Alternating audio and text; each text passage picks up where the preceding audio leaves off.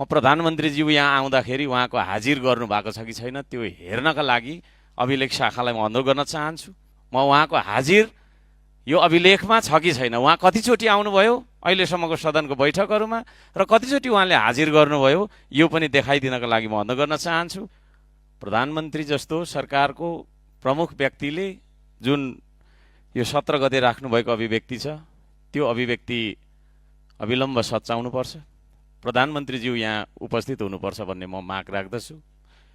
र एउटा अर्को कुरा म के राख्न चाहन्छु भने यो हाम्रो नियमावलीको नियम 4 को 1 मा के भनिएको छ भने प्रत्येक सदस्यले बैठकमा आउनुपर्नेछ र बैठकमा आउनु अघि बस्नु अगाडि हाजिर गर्नुपर्नेछ भन्ने छ। म प्रधानमन्त्रीज्यू यहाँ आउँदाखेरि उहाँको हाजिर गर्नुभएको छ कि छैन त्यो हेर्नका लागि अभिलेख शाखालाई म अनुरोध गर्न चाहन्छु।